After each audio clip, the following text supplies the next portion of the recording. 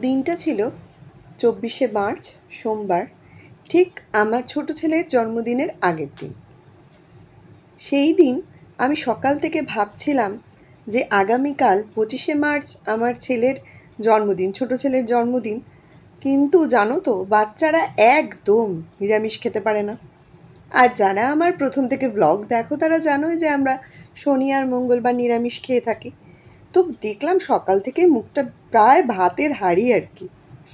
যাই হোক, তোর পাপাকে বললাম আমরা নয় আজকের দিনটাই একটু সেলিব্রেট করি, বেশি কিছু রান্না করব না। ও চিকেন খেতে খুব ভালোবাসে, তাই ওর পাপা চট করে চিকেন নিয়ে চলে এলো। আর আমিও ঝটপট রান্না করে ফেললাম চিকেনের কষা কষা ঝোল। আর কষা কষা ঝোল বলছি, দেখো মাথাটা গেছে। চিকেন কষা আর ডিম ভুজিয়া এই করে আমি আমার মতন অফিস বেরিয়ে গেছি, ওর পাপাও বেরিয়ে গেছে। রাত্রে ফিরে এসে বললাম চলো কেকটা গিয়ে নিয়ে আসি, সারপ্রাইজ দেবো। তো ওর পাপা বলল যে কেক তো অলরেডি আনা হয়ে গেছে, বড় ছেলে নিয়ে চলেও এসেছে কেকটা। তাই বললাম অন্তত চলো একটা তো জামা তো কিনে দেবো।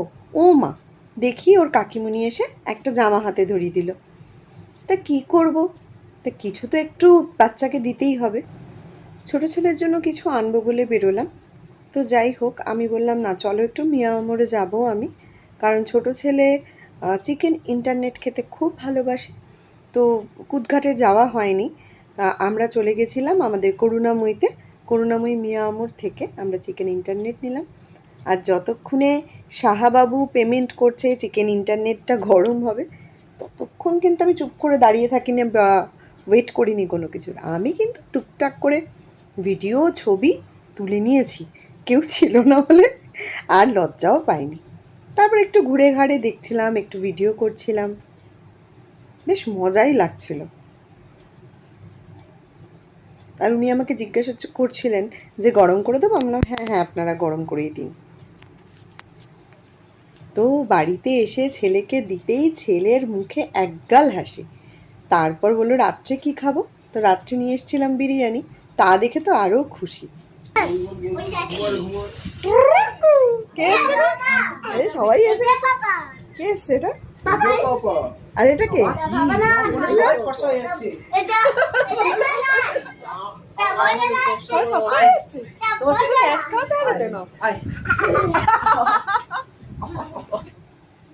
অত রাত্রে কাউকে কিন্তু পাইনি, শুধু এই ছানা দুটোকে পেয়েছি, আর কাউকে পাইনি।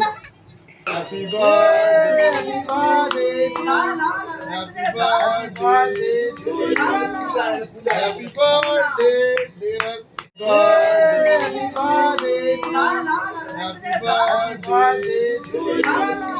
Happy birthday, dear.